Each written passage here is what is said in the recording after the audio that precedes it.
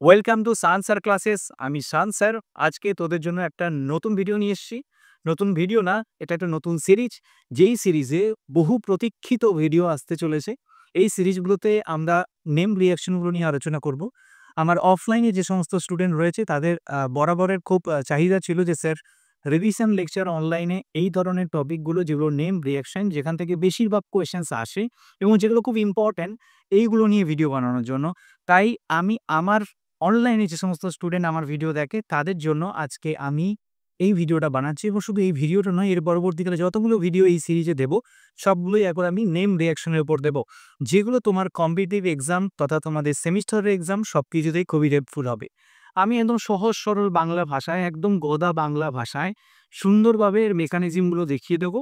তাতে আমার মনে হয় তোমার পরীক্ষার জন্য খুব ইজি হবে। যদি তোমার ভিডিওটা ভালো লেগে থাকে তাহলে তুই লাইক করিস, শেয়ার করিস, সাবস্ক্রাইব করিস। আর যদি মনে হয় যে এটা শেয়ার করা দরকার বন্ধু-বান্ধবীর সাথে তাহলে শেয়ার করিস। আর আমি একটাই কথা বলব, ভিডিওটা পুরো লাস্ট পর্যন্ত দেখ। যদি কোনো জায়গাতে কোনো ডাউট মনে হয় তাহলে নিচে কমেন্ট সেকশনে কমেন্ট কর।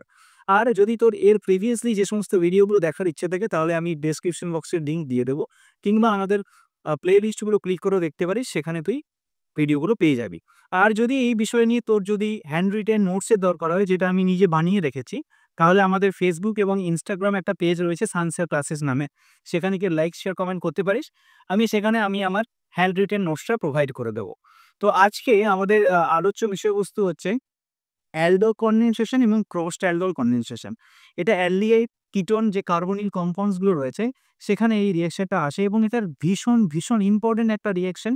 কারণ অ্যালডোল কনডেনসেশন বা ক্রসড অ্যালডোল কনডেনসেশন থেকে ম্যাক্সিমাম টাইম সেমিস্টারে তো কোয়েশ্চেন এসেছেই, প্লাস জয়েন্ট এন্ট্রান্স বা যে কোনো ধরনের কম্পিটিটিভ এক্সামে তুই যে লেভেলে আছিস, তুই যদি বোর্ড এক্সাম দিস কিংবা জয়েন্ট এন্ট্রান্সে এক্সাম ডব্লিউবিজেই কিংবা নার্সিং, ফার্মেসি বা সিইউইটি, জিপ্যাট এগুলোতে কিন্তু এই জায়গা থেকে কোয়েশ্চেন আসে। তো অ্যালডোল কনডেনসেশন এবং ক্রস অ্যালডোল কনডেনসেশনে কি বেসিক কনসেপ্ট আছে এবং এই রিঅ্যাকশনটার মেকানিজম কি, এই সমস্ত কিছু নিয়ে আমরা আলোচনা করব। এবং আমি এই রিঅ্যাকশনটাকে কিভাবে সামারাইজ করে ছোটোখাটো যে টিপসগুলো রয়েছে সেগুলো দিয়ে কিভাবে এটাকে বেশি টাইম ধরে মনে রাখা যায় সেই ট্রিক্সগুলো কিন্তু আমি এই ভিডিওতে বলে দেব। তাই জন্য ভিডিওটা এন্ড পর্যন্ত দেখ। যদি কোনো জায়গাতে মনে হয় ডাউট আছে তাহলে নিচে কমেন্ট সেকশনে কমেন্ট কর। আর প্লিজ এটা আমি রিকোয়েস্ট করব, যদি তোর ভিডিওটা ভালো লেগে থাকে, যদি ভালো লেগে থাকে তাহলে চ্যানেলটাকে সাবস্ক্রাইব করিস। তোর কাছে একটা সাবস্ক্রাইব কিছু ম্যাটার না, কারণ তোর তো একটা আঙুলে জাস্ট ক্লিক করবি আবার তুলে নিবি। কিন্তু আমার কাছে একটা সাবস্ক্রিপশন অনেক কিছু ম্যাটার করে। আমার মনে হয় যে নেক্সট ভিডিও দেওয়ার জন্য এটা একটা biggest inspiration from our students. তো স্টুডেন্টরাই হচ্ছে টিচারদের কাছে ব্র্যান্ড। আমি চাই আমি যদি একটা স্টুডেন্টেরও ভালো করতে পারি সেটা হবে আমার কাছে সাকসেস। তো সবসময় পাশে থাকিস। আর তোরা ছাড়া একটা টিচার মূল্যহীন, সেরকম তোরা ছাড়া আমিও কিন্তু মূল্যহীন। দেখ, অ্যালডোল কনডেনসেশন বা ক্রস অ্যালডোল কনডেনসেশনে কোন জিনিসগুলো নিয়ে করা হয়, মানে কোন রিএজেন্ট পার্টিসিপেট করে না, অ্যালডিহাইড বা কিটোন যেগুলো আমরা নেব, আমরা তো বললাম না কার্বনিল কম্পাউন্ডের কথা বলছি, অ্যালডিহাইড বা কিটোন নেব এবং সেগুলো কিরকম হতে হবে না, সেগুলোকে হতে হবে আলফা হাইড্রোজেন কন্টেইনিং কম্পাউন্ড। কি না, আলফা হাইড্রোজেন কন্টেইনিং কম্পাউন্ড। আমি এর আগে যে ভিডিওগুলো বানিয়েছিলাম সেই ভিডিওগুলোতে কিন্তু বারবার বলতাম যে আলফা হাইড্রোজেন কাকে বলে, বিটা হাইড্রোজেন কাকে বলে বা গামা হাইড্রোজেন কাকে বলে। আমি এখানেও আরও একবার বেসিক কনসেপ্টগুলো ক্লিয়ার করে দেবো যাতে তোর কোনো রকম কোনো সমস্যা না হয়। দেখ, এই যে অ্যালডিহাইড বা কিটোন নিলাম, তো আমি প্রথমে অ্যালডোল কনডেনসেশনটা করি। অ্যালডোল কনডেনসেশনে অ্যালডিহাইড বা কিটোন যার মধ্যে আলফা হাইড্রোজেন আছে। তো এরকম আমি একটা এক্সাম্পল নিচ্ছি। ধর acetaldehyde CH3 C double bond O H, CH3 CHO, ঠিক আছে? এই যে C double bond O H, এই যে গ্রুপটা আছে, এই গ্রুপটা কি, এই গ্রুপটা হচ্ছে একটা ফাংশনাল গ্রুপ।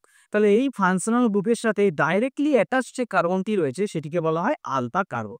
তাহলে আমার এই যে C double bond O H, এই যে অ্যালডিহাইড ফাংশনাল গ্রুপটা রয়েছে, এটা তো একটা সিএইচও গ্রুপ। এটা সিএইচও মানে কি, অ্যালডিহাইড ফাংশনাল গ্রুপ। এটা কি অ্যালডিহাইড ফাংশনাল গ্রুপ। এই অ্যালডিহাইড ফাংশনাল গ্রুপটি ডাইরেক্টলি যে কার্বনের সাথে লেগে আছে সেই কার্বনটি হচ্ছে আলফা কার্বন। এবং আলফা কার্বনের সাথে যতগুলি হাইড্রোজেন লেগে আছে এগুলো তাহলে হচ্ছে আলফা হাইড্রোজেন। আমি এটাকে যদি একটুখানি ঘুরিয়ে লিখি এভাবেও লিখতে পারি। ধর CH3, এটাকে CH2 আর এখানে হাইড্রোজেন লিখলাম। দেন এখানে C ডবল বন্ড ও, দেন এখানে H লিখলাম। এবার একটা কথা মনে রাখবি সবসময় যে আলফা হাইড্রোজেন যেটা আছে, মানে এই যে CHO পাশে যে ডাইরেক্টলি অ্যাটাচ যে কার্বনটা আছে, এই আলফা কার্বনে যে আলফা হাইড্রোজেন আছে, এই যে আলফা হাইড্রোজেন, এটা কি আলফা হাইড্রোজেন। এই আলফা হাইড্রোজেন হয় কি না, ভীষণ acidic in nature. Alpha hydrogen কি হয় না, এগুলো হয় অ্যাসিডিক ইন নেচার, মানে এর অ্যাসিডিক ইন নেচার থাকে। এবার এই ধরনের যখন আলফা হাইড্রোজেন কন্টেনিং অ্যালডিহাইড বা কিটোন আমি নেব, সেখানে আমাকে নিতে হবে ডাইলিউট। সেখানে কিন্তু নিতে হবে ডাইলিউট। এই কথাটা খুব ইম্পর্টেন্ট। কেন ডাইলিউট বলছি, কেন ডাইলিউটটা ইম্পর্টেন্ট সেটাও আমি পরে তাদেরকে জাস্টিফিকেশন দিয়ে দেবো। ডাইলিউট নিতে হবে base NaOH। Clear? Dilute base নেব NaOH। আমি একবার মেকানিজম দিয়ে দেখাচ্ছি, তারপরে লাস্টে প্রোডাক্টটা দেবি, তাতে সুবিধে হয়। স্টেপ বাই স্টেপগুলো বুঝলে ভীষণ সুবিধে হয়। কারণ আমরা না কোথাও না কোথাও পড়তে পড়তে এখন একটা হয়ে গেছি যে পুঁথিগত বিদ্যা কুথিগত নলেজের, তাই না? পুঁথিগত বিদ্যা কুথিগত নলেজ নিলে হবে না। আজকের দিনে পড়তে গেলে সোশ্যাল রিলেটেড এক্সাম্পলগুলোকে ম্যাচ আপ করে পড়া উচিত। কারণ আমরা খান স্যারকে দেখি যে আধা ঘন্টা ক্লাস নেওয়ার পরেও মনেই হয় না যে বোরিং ফিল হচ্ছে বা কিছু পড়িয়েছে, কিন্তু সত্যি অনেকটা পড়িয়েছে। তো this is the way of teaching. Teaching is an skill, teaching is an art. তো আমরা চেষ্টা করি, আমি চেষ্টা করি তোদেরকে একদম পাতি বাংলা ভাষায় সিম্পলভাবে পড়ানোর জন্য, যেখানে প্রত্যেকটা জায়গাতে আমি মজার মজার কথাও উল্লেখ করি। দেখ এখানে এই যে NaOH আছে, এটা কি NaOH তো একটা বেস, তাহলে বেসের সবসময় কাজ হচ্ছে OH মাইনাস আয়নকে ডোনেট করো। এবার এখানে এই যে NaOH আছে, যে OH মাইনাস আয়নকে ডোনেট করলো, এই OH মাইনাস আয়ন কাকে খুঁজবে না H প্লাসকে। কোন H প্লাসকে? যেটা অ্যাসিডিক ইন নেচার। তাই জন্য এই যে OH মাইনাস আয়ন আছে, এই হাইড্রোজেনকে নিয়ে নেয়। হাইড্রোজেনকে নিয়ে নেয় না, H প্লাসকে নিয়ে নেয়। তাহলে এই যে এখানে হাইড্রোজেনটা আছে, এই হাইড্রোজেনটা কখন H প্লাস হবে না, যখন এই যে বন্ডিং যেটা ছিল, এই বন্ডিং এ যে ইলেকট্রন ছিল সেটাকে ছেড়ে আসবে। তাহলে এখন যদি H প্লাস হয়ে বেরিয়ে যায়, তাহলে কি হয়ে বেরিয়ে গেল? জল হয়ে বেরিয়ে গেল।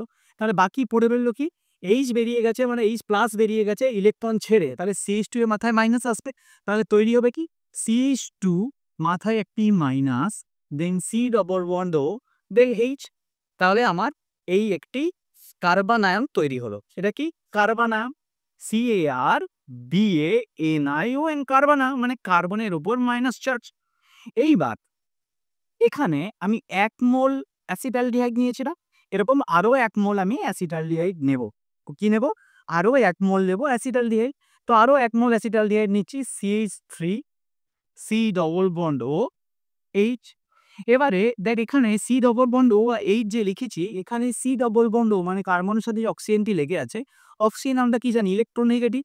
আর ইলেকট্রোনেগেটিভ মানে কি? নিজের কেন্দ্রের দিকে টানার ক্ষমতা বেশি, বা নিজের কেন্দ্রের দিকে টানতে পারে, ইলেকট্রনকে নিজের কেন্দ্রের দিকে টানতে পারে, তাই তো? পুল করতে পারে। তাহলে পুল করতে পারে মানে কি? এটা তাহলে পার্সিয়াল নেগেটিভ চার্জ, পরিপূর্ণভাবে নেগেটিভ চার্জ নয়। কারণ যদি পুরোটা নিয়ে নিত, মানে ডবল বন্ডের ইলেকট্রন না থাকতো, পুরোটা অক্সিজেনের উপর মাইনাস চার্জ হতো, তাহলে আমি মাইনাস চার্জ দিচ্ছিলাম। তাহলে এটা ডেল প্লাস, মানে কি? Partial positive charge. তাহলে এই যে মাইনাস চার্জটা তৈরি হলো, এ কোথায় খুঁজবে? এ এমন একটা জায়গা খুঁজবে যে জায়গাতে কি আছে না, যেই জায়গাতে ঘাটতি আছে। তাহলে এখানে যদি পার্সিয়াল পজিটিভ চার্জ হয়, তার মানে এখানে কি এটা ঘাটতি আছে, ডেফিসিয়েন্সি আছে। তাই জন্য এই মাইনাস চার্জটা গিয়ে কোথায় লাগবে? হ্যাঁ, এই কার্বনে গিয়ে অ্যাটাক করবে। তাহলে এই কার্বনে গিয়ে যদি অ্যাটাক করে, তাহলে সঙ্গে সঙ্গে এই বন্ডটা এখানে শিফট করে যাবে। তাহলে কি তৈরি হবে? দেখেন সিম্পল ফান্ডাতে যদি বলি, তাহলে এটা এখানে গিয়ে অ্যাটাক করলো, তাহলে কি হবে? প্রথমে ছিল CH3 হয়েছে, CH3, দেন এখানে কি হবে? CH ছিল। ঠিক আছে, ভালো কথা। তাহলে আমি এটাকে এভাবে লিখতে পারি, CH। ঠিক আছে, দেন এখানে কি হয়েছে? O মাইনাস হয়েছে। এটা লেগেছে, তাই এখানে কি হবে? CH2, দেন C ডবল বন্ড O, দেন H। এবার আমি বলেছিলাম যে আমার তো মিডিয়ামে আগে থেকেই জল ছিল, ওয়াটার ছিল, এটাও ডাইলুট বেস ছিল, মানে ওয়াটার ছিল। এই ওয়াটার ভেঙে গিয়ে কি তৈরি করে? H plus plus OH minus. তার মানে আমার বিক্রিয়াতে বা রিয়াকশনে H প্লাস আয়নটা আছে, কারণ এই H প্লাস আয়নটা চলে যাবে এই O মাইনাসের কাছে। তাহলে O মাইনাসের কাছে যদি চলে যায়, তাহলে পরের স্টেপে দেখ কি তৈরি হবে? পরের স্টেপে তৈরি হবে CH3 CH, দেন এখানে OH, দেন এখানে CH2, দেন এখানে C ডবল বন্ড O, দেন এখানে H। তাহলে এটা কি হচ্ছে? তাহলে এটা C ডবল বন্ড O, এটা একটা কি? এটা ফাংশনাল গ্রুপ, ঠিক? তাহলে এই কার্বনটা আলফা, এটা বিটা। তাহলে বিটাতেই নি হাইড্রক্সি থাকে, তাহলে আমি এটাকে বলতে পারি যে বিটা হাইড্রক্সি কার্বনিল কম্পাউন্ড। তাহলে এটা কি? Beta hydroxy carbonyl compound, carbonyl compound. তাহলে এটা কি হলো? Beta hydroxy carbonyl compound. কারণ কি? বিটা কার্বনে একটা OH মাইনাস আছে, মানে OH আছে। এবার দেখ এই যে H2, ঠিক আছে, এই যে H2, এই H2 কে আমি এভাবে লিখতে পারি, এইখানে একটা H আর এখানে একটা H লিখতে পারি।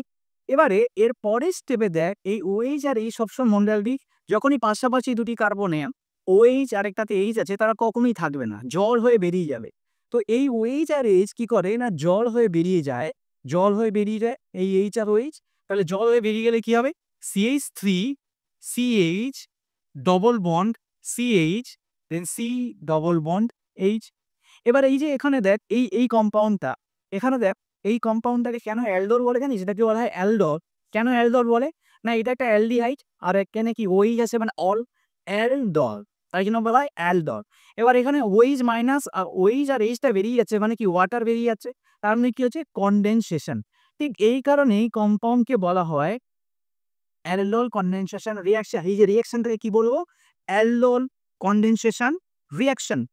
তো এই অ্যালডোল কনডেনসেশন রিঅ্যাকশন খুবই একটা ইম্পর্টেন্ট রিঅ্যাকশন, যেখানে কি জানতে পারলাম যে অ্যালডিহাইড আর কিটোনগুলো পার্টিসিপেট করবে, সেই সমস্ত অ্যালডিহাইড কিটোন পার্টিসিপেট করবে যাদের কাছে আলফা হাইড্রোজেন আছে। তো আলফা হাইড্রোজেন ছিল তাই আমি এখানে অ্যাড করেছি, এখানে অ্যালডোল হয়েছে, এখানে কনডেনসেশন আছে, যার ফলে এই রিঅ্যাকশনকে বলা হয় অ্যালডোল কনডেনসেশন।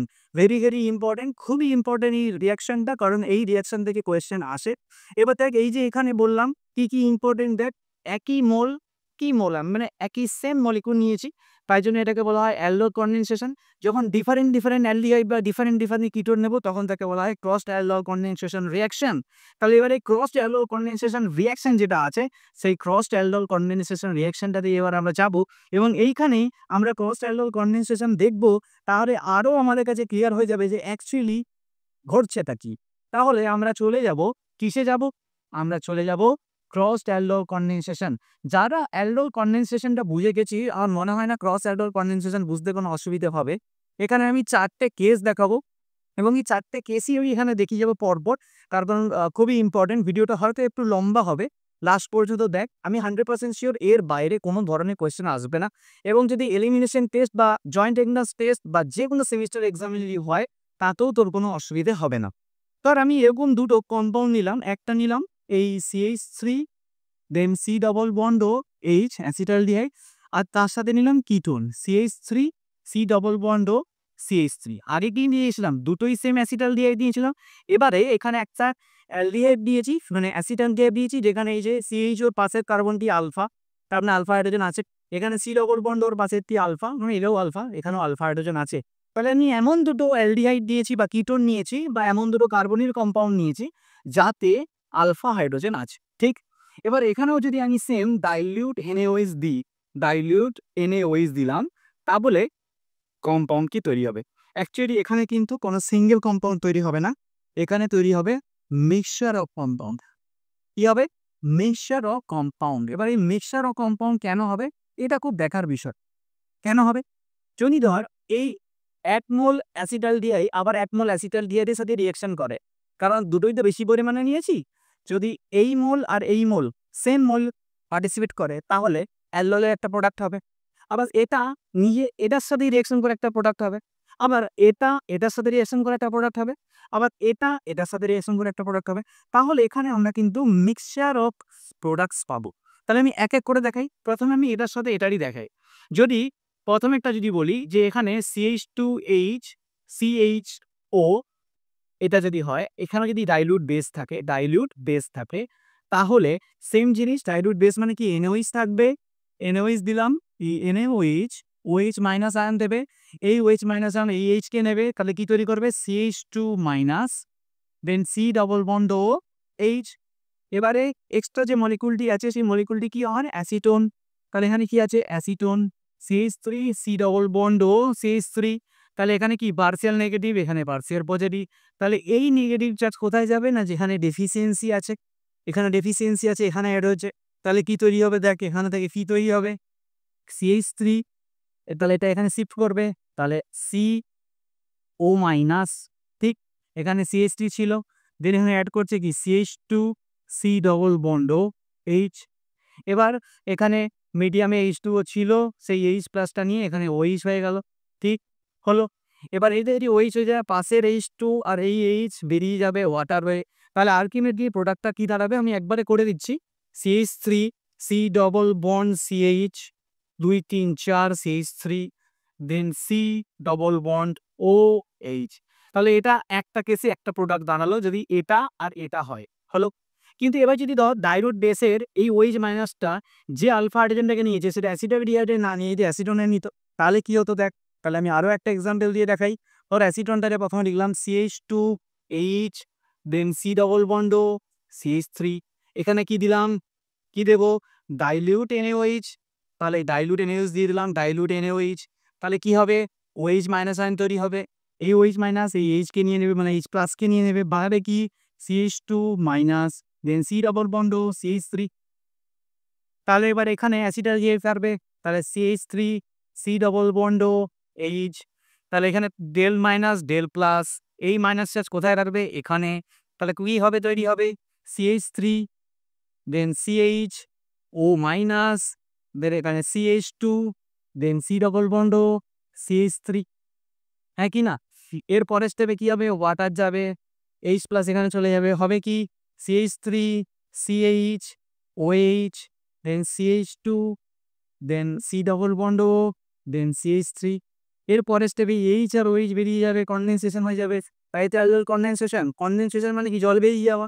যখন চিকেন রান্না যখন করি, যখন খুব বেশি জল হয় তখন বলে কি, বলে কিন্তু কারি বানিয়ে নে, কি ঝোলটা মেরে দে, বলে না কারি বানিয়ে নে, তো ঝোল মেরে দেওয়া মানে কি, কনডেন্সই করা। তাহলে ওয়াটার বেরিয়ে কি তৈরি হবে, CH3 CH double bond CH, দেন সি ডবল বন্ড ও, দেন CH3। তাহলে একবার এই কম্পাউন্ডটা এই কম্পাউন্ডের সাথে রিঅ্যাকশন করবে, যেটা আমি আগে হাইড্রোজেনে দেখিয়েছি। তাহলে একবারে আমি এই হাইড্রোজেন যে আলফা হাইড্রোজেনকে অ্যাবস্ট্রাক্ট করবে OH মাইনাস, এটা একবার অ্যাসিটালডিহাইডে করতে পারে, একবার অ্যাসিটোনে করতে পারে। তাহলে এখানে আমাদের কটা প্রোডাক্ট হবে, এটা 1 নাম্বার প্রোডাক্ট, এটা 2 নাম্বার প্রোডাক্ট, অলরেডি 3 নাম্বারটা ডিসকাস করে নিয়েছি। আরেকটা হবে শুধু কিটোন, কিটোনে যদি করে তাহলে 4 নাম্বার প্রোডাক্ট তৈরি করবে। তাহলে আমরা 4 নাম্বার প্রোডাক্টটা তৈরি করে দেখালাম না, নিজেরা করার চেষ্টা করবি। যদি অসুবিধা হয় তাহলে আমাকে আবার বলিস, আমি আবার নেক্সট ভিডিওতে বলে দেবো। তোদের ডাউট ক্লিয়ারিং করার জন্য সানসেল অলওয়েজ রেডি। আর সায়েন্সের ক্লাসেস আছে, এটা শুধু মেনে রাখবি যে কেমিস্ট্রিকে কেমিস্ট্রিতে কনভার্ট করার জন্য। তো thank you very much for watching this video and stay tuned with সায়েন্সের ক্লাসেস। যদি তোর মনে হয় যে টিচার মেহনত করছে, হার্ডওয়ার্ক করছে এবং তার সেই মেহনতের অ্যাপ্রিসিয়েট করা দরকার, তাহলে চ্যানেলটা সাবস্ক্রাইব করিস। আমি বারবার এই কথাটা বলি কেন না, সত্যি কথা বলতে কি, আমি আমার নিজের চাকরির সূত্রে চাকরি করে আসার পর, মানে সারাদিনে ক্লাস কর্ম নেওয়ার পর আমি যখন রুমে আসি, স্টুডেন্টের শুধুমাত্র রিভিশনের জন্য এই ভিডিওগুলো বানাই। অ্যাকচুয়ালি আমি কোনো প্রফেশনাল কোনো এডিটরও নয়, না প্রফেশনাল আমার কাছে ক্যামেরা রয়েছে। আমি চার দেওয়াল বন্ধ করে যাতে আওয়াজটা সুন্দরভাবে আসে, তার জন্য এই রুম বন্ধ করে গরমকালে একদম ঘামতে ঘামতে আমি ভিডিও বানাই।